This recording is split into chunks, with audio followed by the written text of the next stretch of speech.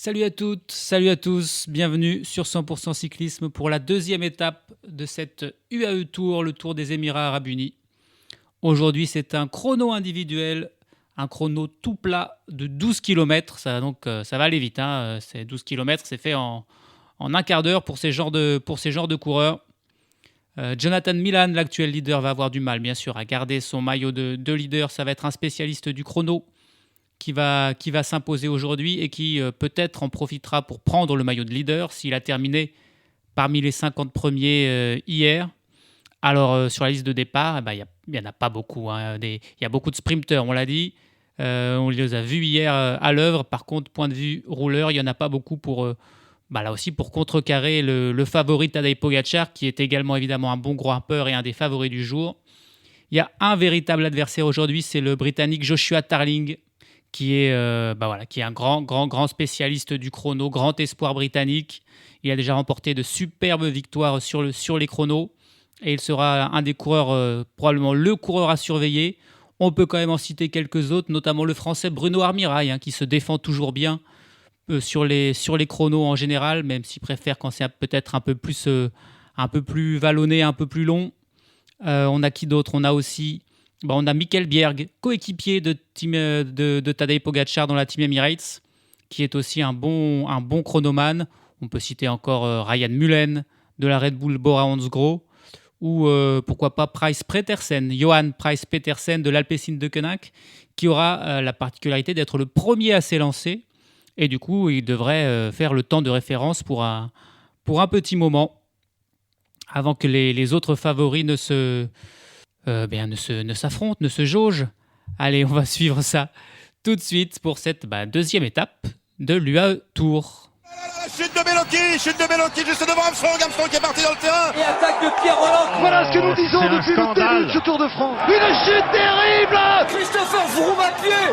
Mais quelle image du Tour. On n'a jamais vu ça. 100% cyclisme, le podcast du vélo en direct. Ça va Marion? Désolé. Et il est parti, il s'était lancé, Johan Pryce Petersen, encore un Danois. Et combien de Danois dans le cyclisme de nos jours? C'est incroyable, vraiment un pays du vélo. Et c'est le premier coureur à s'élancer. Alors, je ne sais pas exactement pourquoi, mais normalement dans un chrono, c'est en général au classement général. Hein. C'est-à-dire c'est le coureur le moins classé, le moins bien classé au classement général qui part en premier. Là, c'est pas tout à fait le cas, puisqu'il n'est pas dernier, Johan Pryce Petersen. Il n'est pas bien classé, mais il n'est pas dernier. C'est en tout cas lui le premier à partir.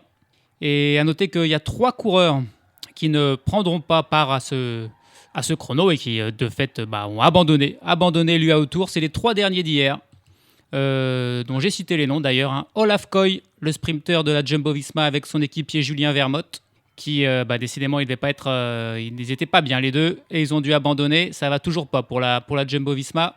Et puis Juan Sebastián Molano, le Colombien, le sprinter de la Team Emirates, qui avait chuté dans le final et qui n'a pas pu repartir aujourd'hui. Donc 3 coureurs ne sont pas partis.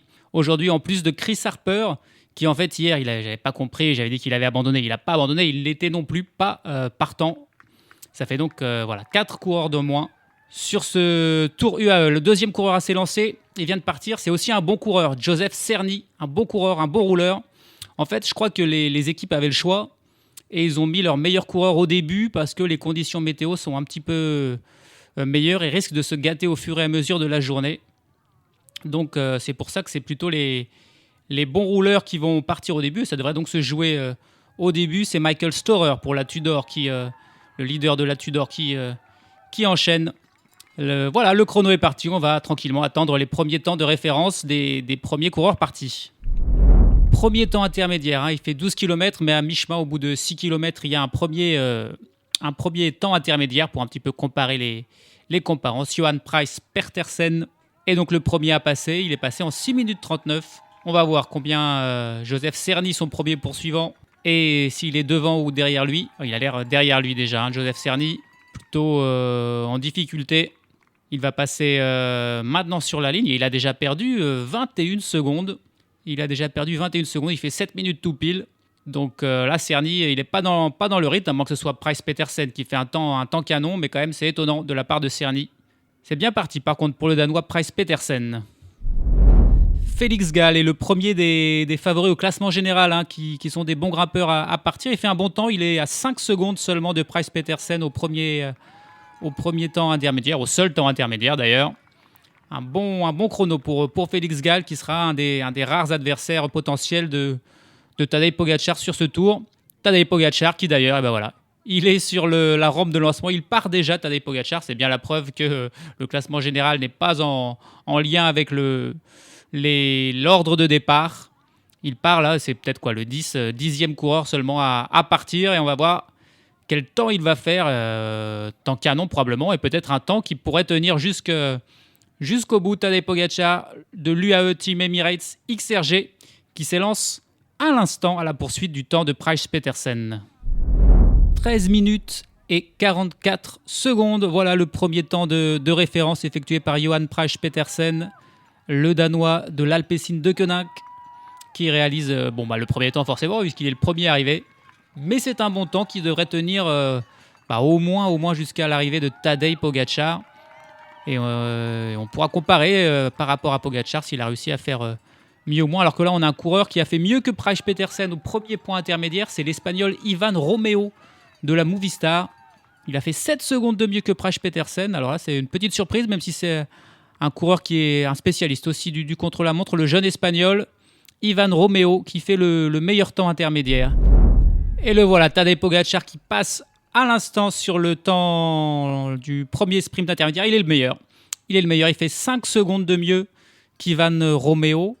C'est pas une surprise, hein, Tadej Pogačar qui passe en tête. Par rapport au favori du général, il reprend déjà 11 secondes à Carlos Rodriguez, qui est déjà parti et qui fait un bon temps. Il en reprend 17 à Félix Gall, mais on n'est qu'à mi-parcours. Il pourrait faire déjà une avance intéressante sur ses principaux concurrents au classement général. Et puis surtout, pour la victoire d'étape aujourd'hui, pour l'instant, c'est lui qui est en tête, mais il reste encore beaucoup de monde à partir. Mais les meilleurs rouleurs, a priori, partent au début. Donc, pour l'instant, c'est Tadej le meilleur. Et puis Ivan Romeo, qui en termine et qui finit. Waouh, quel temps! Il fait 20 secondes de mieux que notre ami Price Petersen, il me semble. On n'a pas vu son temps final. Il y a eu un petit bug là dans le chrono qui en fait continuait de tourner alors qu'il avait passé la ligne. On va voir ça. 13-23, voilà, c'est ça. Il fait 19 secondes de mieux. Non, il fait même 21 secondes de mieux que Price Petersen. 13-23, c'est un très très très bon temps. C'est par exemple au-dessus du meilleur temps de l'édition de l'an passé remporté par Brandon McNulty. Donc vous avez ce même chrono identique.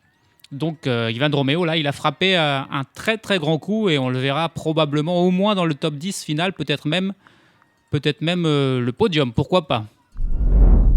Et Tadej Pogačar qui arrive à son tour et qui va faire mieux qu'Ivan Romeo. Il le bat d'une dizaine de secondes. Et voilà, 10 secondes, 13 minutes et 13 secondes. Il prend la première place. Il fait 25 secondes de mieux que Carlos Rodriguez. Et 33 secondes à Félix Gall, notamment. Donc c'est déjà des beaux écarts, sachant que les étapes de montagne... pour reprendre 33 secondes à Pogačar, c'est quasi mission impossible. Donc voilà, la belle affaire pour Pogačar qui prend la tête de ce chrono, malgré le très bon temps d'Ivan Romeo. Mais il reste encore quelques rouleurs, et notamment un coureur que je n'ai pas cité. En fait, je n'avais pas vu qu'il était là. J'ai parlé de Bruno Armirail pour la Decathlon AG2R La Mondiale. Mais il y a aussi Stefan Bissegger, le rouleur suisse, qui là est vraiment un spécialiste complet du chrono, des parcours plats, et qui pourrait peut-être battre Pogačar. Il vient de s'élancer, Stefan Bissegger. Les favoris au classement général qui ne cessent d'arriver et de perdre du temps sur Pogačar. Pello Bilbao termine 21 secondes derrière Pogačar. Van Eetvelt termine à 27 secondes de Pogačar. Et puis Finn Fischer-Black, qui vient de franchir la ligne, il termine à 22 secondes de Pogačar. Donc voilà, sur 12 km, c'est quand même une toute petite distance. Ils perdent tous une vingtaine, trentaine de secondes sur le Slovène. Et puis Joshua Tarling. Il vient de s'élancer, Joshua Tarling, le Britannique, le grand favori. Alors que Stefan Bissegger, lui, va passer au premier sprint intermédiaire, au premier temps intermédiaire. Il semble dans les temps de Pogačar, ou il fait même mieux, il fait 9 secondes de mieux que Tadej Pogačar pour Stefan Bissegger. Alors là, c'est très très bien parti pour le coureur de la décathlon. Là, on a un spécialiste pur du chrono, des courtes distances plats. C'est parfait pour lui. Il reprend 9 secondes à Pogačar. Pogačar ne remportera probablement pas cette étape, à moins d'un effondrement de Pogačar. Et puis, on va bien sûr attendre le temps de Joshua Tarling, le favori du jour. Alors, on va en parler d'ailleurs un peu de Joshua Tarling. On va voir son palmarès et on va comprendre pourquoi il est le favori aujourd'hui. Il n'a que 21 ans, Joshua Tarling. Il est tout jeune et il est déjà une référence, tout simplement, dans le monde du contre-la-montre. C'est vraiment sa spécialité. Il compte déjà 6 victoires dans sa carrière, dont une étape World Tour sur le Renewi Tour, le tour du Benelux en 2023. En 2023, il a quand même également été champion d'Europe, champion d'Europe du contre-la-montre, en plus de terminer 3e des championnats du monde du contre-la-montre. L'an passé, il avait pris la 4e place sur ces mêmes championnats du monde. Il compte également des victoires sur le chrono des nations en France et sur le championnat national de Grande-Bretagne du contre-la-montre. Il est double tenant du titre. Donc il s'est fait une spécialité du chrono. Il ne faut pas compter sur lui pour grimper en montagne. Mais par contre, sur les chronos, c'est vraiment une référence. Et à seulement 21 ans, on devrait en avoir pour de longues années du Joshua Tarling. Il n'a fait qu'un grand tour pour l'instant, la Vuelta, l'an passé, qu'il avait terminé qu'il n'avait pas terminé d'ailleurs. Il avait pris seulement la 6e place du chrono inaugural. Une déception pour lui. On verra si cette année il est de retour sur des grands tours pour remporter des chronos. Et on va voir si aujourd'hui il réussira à battre Pogačar et Bissegger, qui lui aussi est parti pour faire un grand numéro aujourd'hui. Et bien justement, tiens, il arrive déjà Joshua Tarling sur le temps intermédiaire, où c'est serré. C'est serré avec Bissegger, il fait 3 secondes. 3 secondes de mieux que Stefan Bissegger pour Joshua Tarling en 6 minutes 15. C'est beau, ça va être tendu jusqu'au bout. 3 secondes, s'il continue sur ce rythme, donc il pourrait prendre la tête du classement. Mais il va falloir garder ce gros rythme. Il fait 3 secondes et il fait donc 12 secondes de mieux que Tadej Pogačar. Il faut pousser jusqu'au bout, alors que Stefan Bissegger, lui, il arrive désormais sur la ligne d'arrivée. On va voir combien de temps il va faire par rapport à Tadej Pogačar. Au temps intermédiaire, il avait 9 secondes d'avance et il aura moins à l'arrivée. Et ce qui va quand même finir devant. Oui, il finit devant, mais avec seulement 5 secondes d'avance sur Tadej Pogačar. Il a perdu 4 secondes sur la seconde partie. Ça veut dire que Pogačar a fini fort et ça veut dire aussi que Bissegger a fini moins fort. Et que donc Joshua Tarling, s'il continue sur son gros rythme, devrait pouvoir le doubler. Mais en tout cas, c'est Stefan Bissegger qui prend la tête du classement de ce chrono. Et c'est parti pour Joshua Tarling qui s'approche de l'arrivée désormais. Il doit faire mieux que Bissegger et c'est 13 minutes et 8 secondes. Il avait 3 secondes de mieux que Bissegger au temps intermédiaire. Et là, il va le battre, il va l'exploser même. Il fait 13 secondes. 13 secondes de mieux. Il passe sous la barre des 13 minutes, Joshua Tarling. 12,55. Alors là, je ne vois pas qui va pouvoir venir chercher ce temps de Joshua Tarling, d'autant plus que les meilleurs rouleurs, a priori, sont déjà partis. En ce début, on n'est qu'au début d'étape. Il reste encore au moins plus d'une centaine de coureurs à partir. Mais c'est que les favoris qui sont partis au début. Je ne sais pas ce qu'on va faire là pendant les 2 heures qui suivent. À voir tous les non-rouleurs et les sprinteurs rouler. Ça va être beaucoup moins passionnant que ce début d'étape. Mais c'est Tarling. Voilà. Qui met 13 secondes à Bissegger. Il en met 16 à Pogačar. Là, c'est un superbe temps pour le Britannique qui est bien parti pour s'élancer. Alors que, tiens, c'est peut-être un des rares coureurs qui pourrait encore être intéressant de voir. C'est le champion de France du chrono, Bruno Armirail, qui s'élance à son tour. Mais battre Joshua Tarling, ça va être compliqué. Mais peut-être un joli top 5 à aller chercher dans les temps d'Ivan Romeo, par exemple, qui est pour l'instant en 4e. Ça serait intéressant pour Bruno Armirail qui s'élance à l'instant. Alors que c'est Jay Vine là, qui en termine et qui fait plutôt un bon temps. Il termine juste derrière Tadej Pogačar. Oui, à 3 secondes de Tadej Pogačar. Il prend la 4e place. Et désormais, on a un top 5 avec Tarling devant Bissegger, Pogačar, Vine, Pablo Castrillo qui a pris la 5e place. Et c'est Ivan Romeo, lui, est désormais 6e. 41 secondes de retard pour Bruno Armirail à l'arrivée sur Joshua Tarling. Il prend la 10e place provisoire. C'est pas un mauvais temps, hein, mais voilà, face au monstre Tarling et face aux autres, c'est quand même un petit peu décevant. Il y a encore quelques spécialistes qui sont partis, comme Mikkel Bjerg, comme Dan Hull, champion des Pays-Bas, Philippe Maciejczuk, champion de Pologne. On a encore Pierre-André Côté, le champion du Canada. Plein de champions nationaux du contre-la-montre. En fait, il y a quand même plus de rouleurs que ce que je pensais au départ. Est-ce qu'il y en a un qui pourra battre Tarling? C'est autre chose.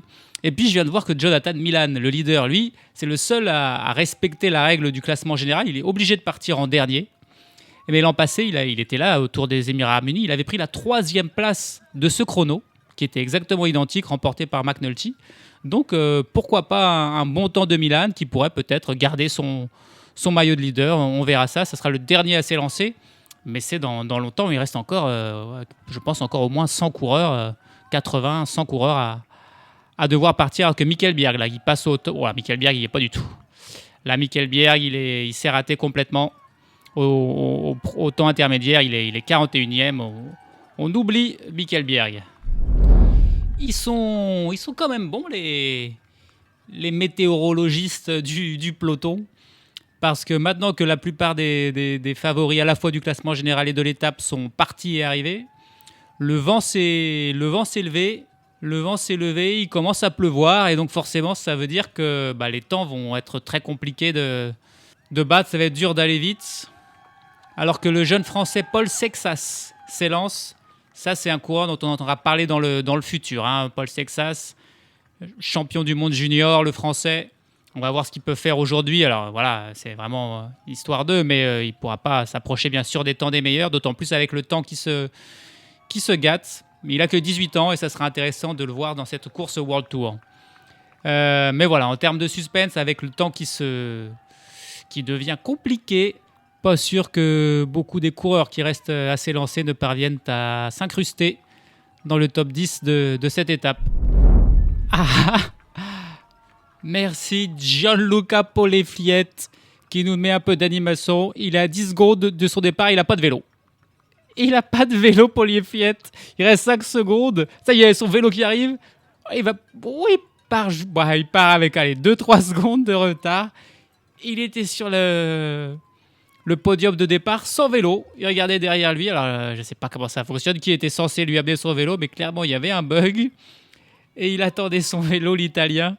Et il n'y en avait pas. On pensait même qu'il allait, je ne sais pas, partir à pied ou abandonner. Son vélo est arrivé à la dernière seconde. Il n'a pas eu le temps de caler. Il est parti direct. Le vélo est arrivé. Il est parti avec 1 ou 2 secondes de retard.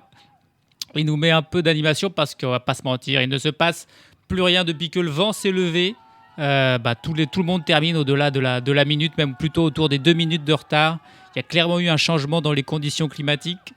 Il n'y a que Florian Vermeersch, le Belge, qui a réussi à s'intégrer dans le top 10. Donc c'est vraiment un super temps parce que tous les autres coureurs sont au-delà de la 30e place, comme l'a fait Paul Sexas, par exemple, le jeune Français, qui fait un joli temps au vu des conditions qui ont changé drastiquement d'un coup. Et donc là, il n'y a plus trop de suspense, à moins que le vent ne se calme. On ne voit pas trop comment les coureurs qui restent pourraient rattraper Joshua Tarling. Et c'est certainement pas Gianluca Polefliet de la Decathlon AG2R La Mondiale qui, en partant sans vélo, va pouvoir faire mieux que Tarling. Il s'en est sorti quand même, il a pu partir juste à temps. C'est assez improbable comme image. C'est parti pour Jonathan Milan et donc pour le dernier coureur de ce contre-la-montre. Ils se sont enchaînés en faisant des performances, je dirais pas médiocres, ce serait pas très gentil, mais voilà, les conditions météo, le vent qui s'est levé, la pluie qui a un petit peu tombé, qui s'est calmée maintenant la pluie, mais il y a toujours du vent. Et donc forcément, ils n'ont jamais pu inquiéter ni Tarling, ni les membres du top 5 ou du top 10. Ryan Mullen est parti juste avant lui. On a également un autre coureur qui pourrait avoir espéré, dans des conditions normales, un top 10. C'est l'Autrichien Keplinger de la Bahrain Victorious. Voilà les 2-3 coureurs dont on va encore suivre le résultat. Mais compliqué, vu le vent qui s'est levé, d'aller faire un bon coup aujourd'hui pour cela. Aucun suspense pour les derniers coureurs. Jonathan Milan termine à l'instant en 49e position. à 1 minute et 13 secondes du vainqueur du jour, Joshua Tarling. Mullen et Keplinger n'ont pas fait mieux. Le vent a rendu les choses impossibles dans les 3/4 du temps du chrono. C'est vraiment ceux qui sont partis au tout début qui ont eu les conditions parfaites. Et ce sont les favoris du général et les meilleurs rouleurs, à quelques exceptions près, qui ont pu profiter de ces conditions. Et Josh Tarling s'impose donc finalement assez aisément aujourd'hui. C'est une victoire importante aussi pour son équipe, Ineos Grenadier, qui connaît un passage des années même difficiles. Donc cette victoire World Tour va faire du bien à toute l'équipe. Tarling devance donc Stefan Bissegger de 13 secondes et Tadej Pogačar de 18 secondes. Quatrième, on retrouve Jevine à 21 secondes. Cinquième, l'Allemand Max Walscheid qui termine à 24 secondes. C'est à peu près le dernier coureur à être arrivé avant que le vent se lève un petit peu d'un coup, comme si quelqu'un avait allumé un grand ventilateur là, sur les Émirats Arabes Unis. Pablo Castrillo, 6e à 27 secondes. Ivan Romeo termine finalement 7e à 28 secondes devant un autre Espagnol, Pello Bilbao, à 39 secondes. Florian Vermeersch, le seul coureur à être parti tard et à terminer dans ce top 10, termine à 39 secondes. Qui sait ce qu'il aurait pu faire s'il était parti plus tôt. Et puis Finn Fischer-Black termine à 40 secondes, juste devant le premier français, Bruno Armirail, 11e, à 41 secondes. Parmi les favoris du général, la plupart ont limité la casse. Giulio Ciccone termine 13e à 42 secondes. Carlos Rodriguez juste derrière à 43 secondes. Lennart Van Envelt, 17e à 46 secondes. Félix Gall termine 26e à 51 secondes. On retrouve encore Oscar Onley, 32e à 55 secondes, dans le même temps que le français Paul Sexas. Les vrais perdants, il y en a deux qui là vraiment ont perdu toute ambition en général. C'est notamment le Colombien Sergio Higuita, le très bon grimpeur mais très très très mauvais rouleur. Il termine 109e à 2 minutes et 4 secondes, juste devant Chris Froome qui lui termine à 2 minutes et 8 secondes. Le dernier du jour, qui c'est qui a eu le plus de mal sur ce chrono ?